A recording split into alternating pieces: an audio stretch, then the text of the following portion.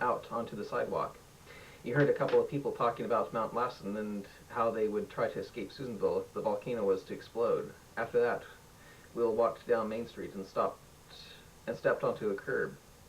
Then a strange-looking person walked up to Will and asked if he were there, and asked if he knew where there were any fun places to go in the pornography district. Will couldn't tell if the person was a guy or a girl. It started acting super friendly to Will and said that his name was Butch. "Are you from this planet?" asked Will, trying to get away from him. "Oh, sure. I'm a Nibtan, if that is what you mean." Will started walking off quickly, but Butch whimpered, "Hey, come back. I'm not going to bite." Will walked off down the street and tried to hitch a ride from one of the flying cars, but no one was stopping for him. Will then decided to walk up Main Street and look out over Susanville from Inspiration Point to see if he could find anything worth exploring in the strange new town. As he walked up Main Street, he passed by Lassen High School. The teenagers looked like 10-year-olds. Will asked the age of one of the students, and the girl he asked said she was 16. Will could have sworn that she was 8 or 9 at the most. Will then realized that the drug that protected everyone from radiation poisoning and death was also interfering with the normal growth of children.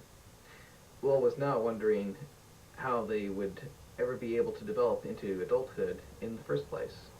An hour later, Will was walking up North Pine Street to get to Inspiration Point. He was going to check out the area where his friends used to live. A minute later, Will walked up to the house of 395 North Pine, and it was completely different, like everything else. For one thing, the house had been burned down a long time ago in a forest fire, and was replaced with a futuristic cabin-type house with solar collectors on it. The large fence that used to surround the front yard was gone, and replaced with an ugly steel gate to keep out intruders. Will asked the people of the new house if they knew anybody by the name of Ramsey who used to own the place, and they said they didn't.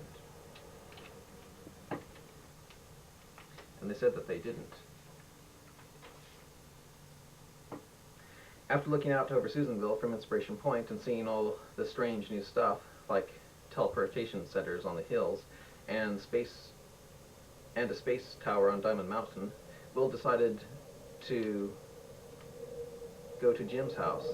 It was almost nighttime when he knocked on the door of Jim's riverside house. "Oh," said Jim, "so you really did take my word for granted." "Oh, you mean you didn't want me here?" asked Will with a sick feeling in his stomach. "What?" asked Jim. Will started to back out of the door, but Jim stopped